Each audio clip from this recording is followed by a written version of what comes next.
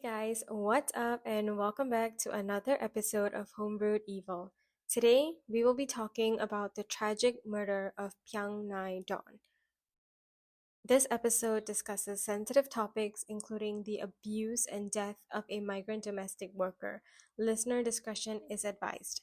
The content is for informational and awareness purposes only, based on publicly available information and reports from reputable news channels.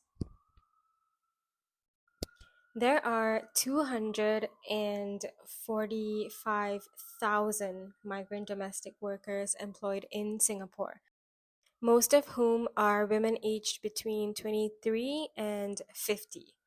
They come from countries like Indonesia, Philippines, India, Myanmar, and Sri Lanka to work as helpers in households.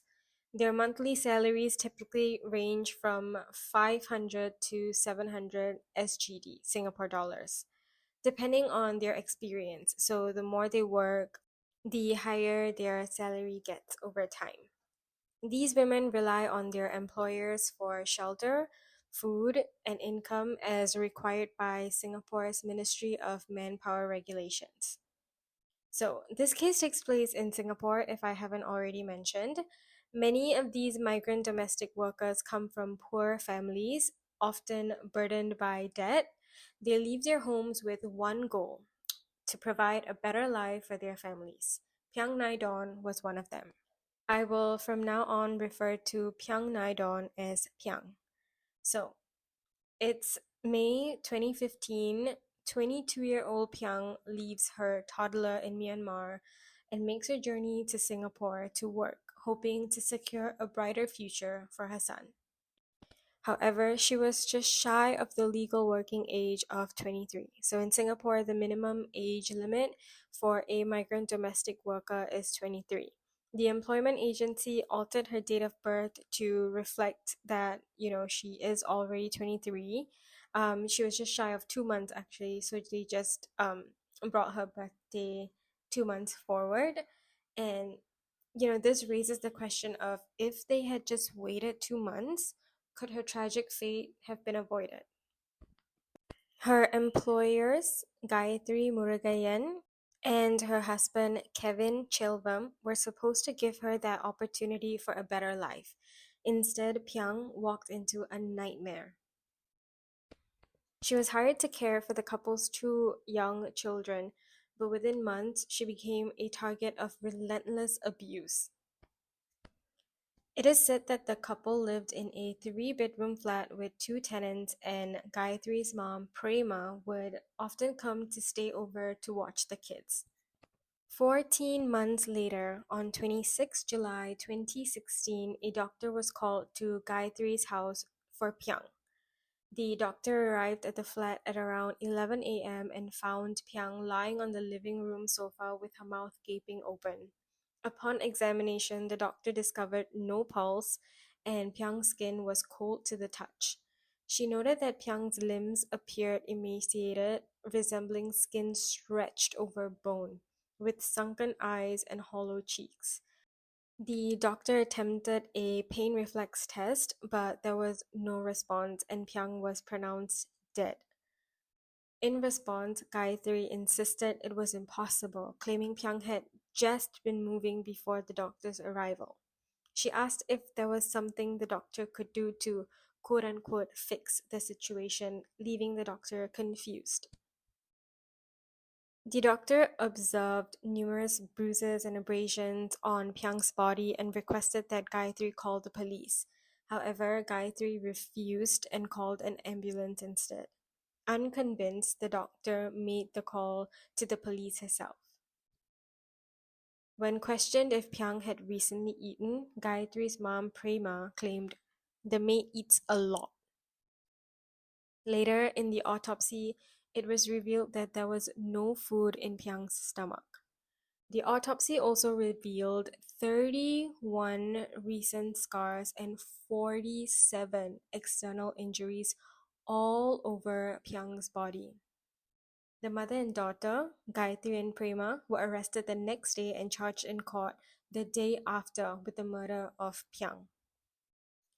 During the trial, a forensic pathologist described Piang as severely emaciated, with no fat on her abdominal wall, something he called an outstanding finding. Her cheeks were hollow, her neck thin, and her collarbones stuck out prominently. He explained that even very thin people usually have some fat on their abdominal wall and around vital organs like kidneys and intestines. The body stores fat to use in emergencies when food is scarce. When someone is deprived of food, the body first uses up its fat reserves. Once the fat is gone, it starts breaking down muscle, and eventually, even brain tissue can be affected. In Piang's case, all her fat reserves had been used up, and her muscles were severely wasted. Her abdominal wall was filled with fluid instead of fat, likely due to organ failure. Her intestines were shrunken, her liver was pale and strained with bile, and her gallbladder was swollen with thick bile and mucus. He concluded that Piang's condition was caused by either a diet with no fat or complete starvation, which would have inevitably led to organ failure or death if continued. Piang was 145 cm tall and 38 kilograms in April 2015, just before she started working for the family. In her autopsy, her weight, including the body bag, was only 24. During the trial, Gayatri shared that her initial thoughts of Piang was that she was a slow worker who ate too much. She perceived Piang to have poor hygiene and was forced to wear multiple layers of face mask as part of a set of strict rules she had to follow. Now, I don't know about y'all, but during COVID, when we had to wear just that one mask, it was already suffocating. So I can't imagine how Piang must have felt with several of those face masks. 5 months into the employment, she got abusive and beat Piang several times a day. A CCTV was installed to keep watch on Piang and the kids. This CCTV would end up holding evidence of all of the abuse that Piang endured. Footages were played in court of Gayatri dousing Piang in cold water, slapping, pushing, punching, kicking, and even stomping on her while Piang was on the ground. She would use objects like plastic bottles, metal ladles, and even a broom to hit her. Gayatri would target vital areas like Piang's head, her neck, and her groin. Once, when Piang accidentally burned Gayatri's clothes while ironing, Gayatri responded by pressing the heated iron onto Piang's forearm. In the CCTV footage, Gayatri was heard saying, "If you like to burn people's things, how would you like it if I burned your hand?" Piang was never given any privacy and had to shower and relieve herself while the bathroom doors were wide open with either Prema, Gayatri's mom, or Gayatri watching. Piang's meal often consisted of only sliced bread soaked in water, cold food straight from the refrigerator, or just rice.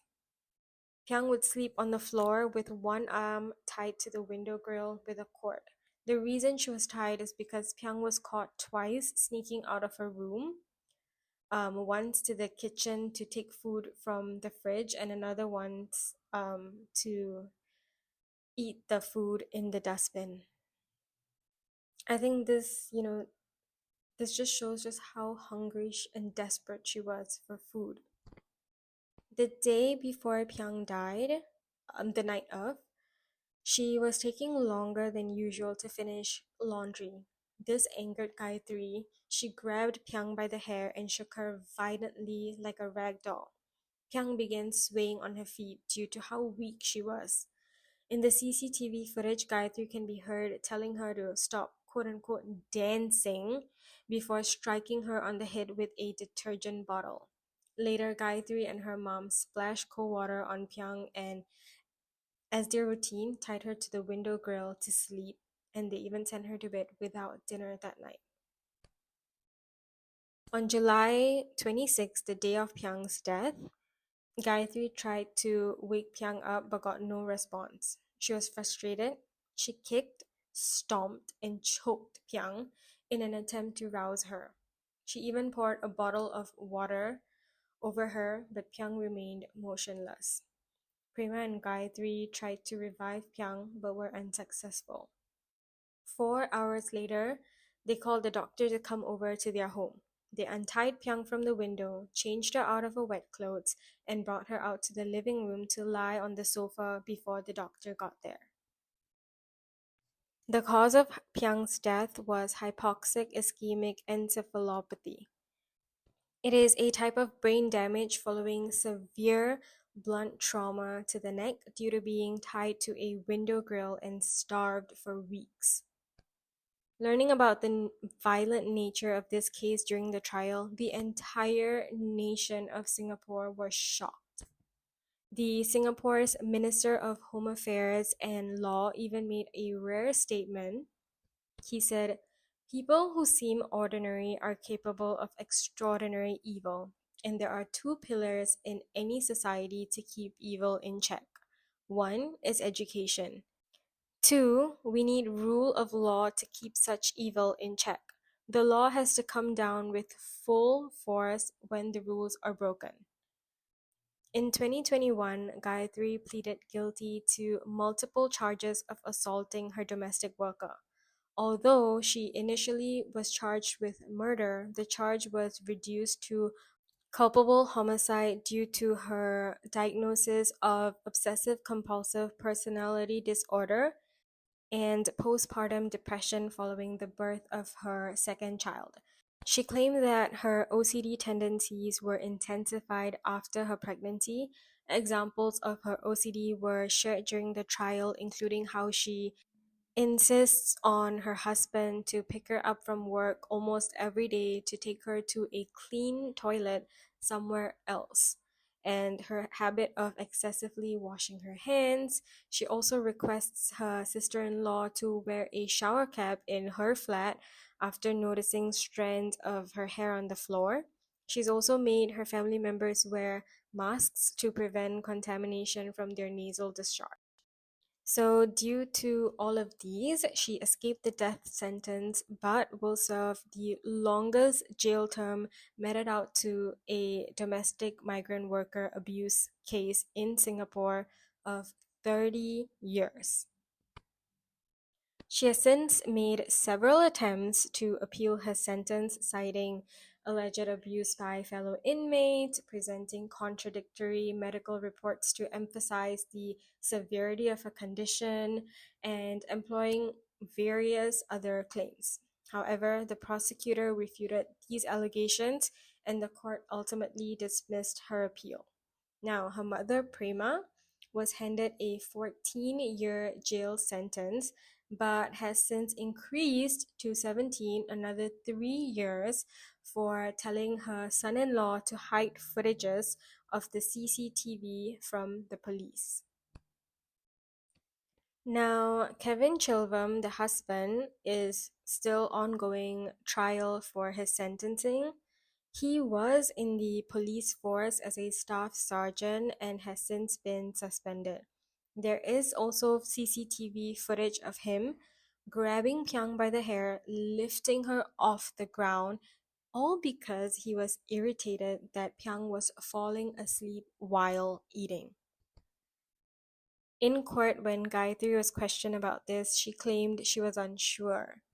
Later, she was asked if she wanted to view the CCTV footage to clarify the incident in question, as she said she had quote unquote forgotten about it. She declined, stating that it had taken a lot for her to recover from the trauma, which is just unbelievable because can you, like, after everything that she did to Pyang, she has the audacity to say that it's a lot for her? Text messages were also uncovered from Kevin that was sent to his wife in March 2016. It read that she never put the children's photo in the hall properly again. I told her that if one more time she do the same, no food for her the whole day. Kevin is currently on trial for one charge of voluntarily causing hurt and another charge for abetment in causing grievous hurt to Piang through starvation. He also faces charges of giving false information to the police officer and of removing CCTV cameras from the home that recorded the abuse. Now, regarding the CCTV, on the day of Pyang's death, Gayatri's sister came to get the kids, and it was later uncovered that Prema, Gayatri's mom, had worked with Kevin to sneak the CCTV recorder out in her bag, but eventually later it was all retrieved by the police. Now, in 2020, Kevin and Gayatri got a divorce.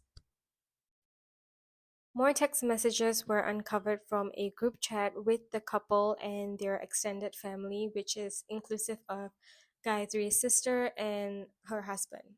In one instance, Pyang had snuck out of the flat through the window to go to a coffee shop to have a meal with another helper. Regarding this incident, Gayatri messaged the group chat saying, "She's worse than a hungry ghost. Eat, eat, eat, eat.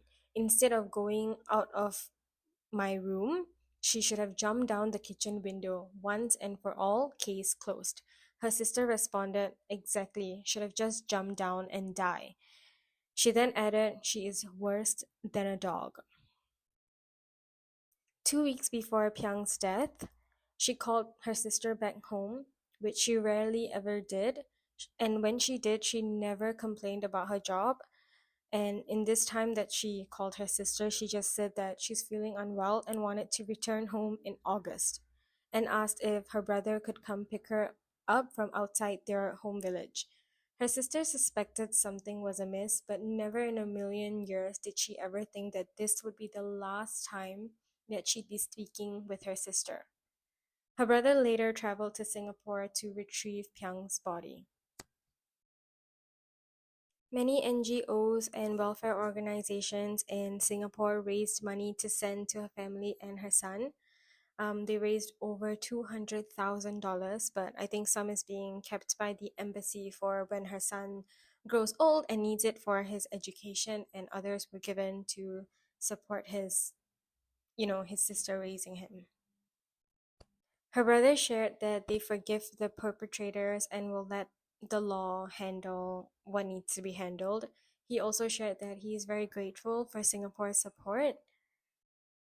Back in Myanmar, more than 200 people gathered to mourn Pyang's death. Her relatives traveled over 800 kilometers to be there. Upon seeing her body, they wailed uncontrollably, overwhelmed with grief. Pyang was described as a very quiet girl growing up. Her parents, who were farmers, passed away when she was just 4 years old. Before coming to Singapore, she worked in construction, but decided to move after hearing from her friends that the salary here was better. She dreamed of buying a plot of land to build a house for herself and her son. The father of her child had left her when she was pregnant, and she planned to work for just 2 to 3 years to save enough money. Pyang's sister, who had been looking after Pyang's son, expressed concerns about how she was going to raise the boy now. She worries about providing for him and giving him the life that Pyang had hoped for. Since the incident, several measures have been introduced to better protect domestic workers, including random house visits by Singapore's Ministry of Manpower and a mandatory rest day once a month, which absolutely cannot be exchanged for additional salary. So now, in Pyang's case, she did not have any off days or a phone, as she traded those benefits in for additional salary. Other changes include more thorough checkups during the mandatory health visits for domestic workers. Now, employers aren't allowed to be present during these checkups, and BMIs are also to be recorded. So, in Pyang's case, during her mandatory visits in May, the doctor had observed bruises around her eyes and cheeks as well as swollen legs. When questioned, Gayatri claimed that Pyang was clumsy and often fell. The doctor wanted to perform further tests, but Gayatri intervened and insisted they were unnecessary. An NGO runs a hotline for migrant workers. Shared that they receive daily calls from domestic workers reporting issues like insufficient food, scolding, being denied the ability to request for a transfer of houses. So in Singapore, there is a requirement where current employers must approve a domestic worker's request to transfer, and obviously, this skews the balance of power in favor of the employers. And this creates fear among workers as they worry they might not be able to find another job, leaving their families back home stranded in debt. This entire live-in arrangement, it just poses risks as it is because it makes domestic workers vulnerable to situations behind closed doors. NGOs have pointed out a pattern of domestic workers being treated as lesser beings, not deserving of the same treatment given to friends, families, or colleagues. They hope that by granting, helpers in Singapore more rights, employers will shift this perception. There has been a rise in companies that employ foreign workers for part time domestic services like cleaning and grocery shoppings, where the workers don't have to live at the homes that they serve. And this model is definitely seen as much safer because it provides working hours, proper working hours, and it reduces any risks associated with live in situations where workers are vulnerable to abuse and exploitation. And this whole like proper working hours allows them to have a better work life balance, more autonomy, and not confined to one employer's home. It allows them to have more control over their schedules, enough rest, enough personal time, and also it encourages professionalism, and hopefully they can be treated with, it's crazy to say, but just with respect and dignity. They also have the opportunity to work in multiple homes, reducing isolation and making it easier for them to seek help or report abuse if needed.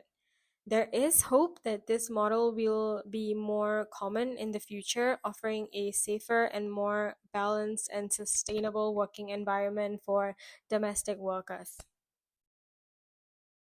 A very sad part of my research into this case was discovering that while looking at the related articles, many others were similar stories of domestic worker abuse. Violence against migrant domestic workers is so heartbreaking. These women leave their homes and families behind to work hard and support others, yet far too many face abuse instead of kindness and respect that they deserve. Each act of violence leaves deep emotional scars, and this all just highlights how much more needs to be done to protect them. It also reminds us of the urgent need for stronger laws and better support system.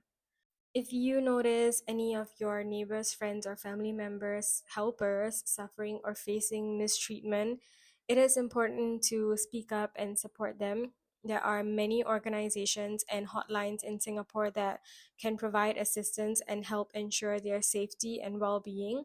I will try to add them in the summary if I can, but just some of them are the MDW Helpline, the CDE, which is Center for Domestic Employees, the Home, which is Humanitarian Organization for Migrant Economics, and lastly, FAST, which is the Foreign Domestic Worker Association for Social Support and Training. I'll try to add the numbers in if I can, but during my research, I came across a few articles mentioning that this case could be an example of the bystander effect because the tenants or neighbors didn't report anything, but when interviewed, they shared that they had no clue and never heard any suspicious sounds at all.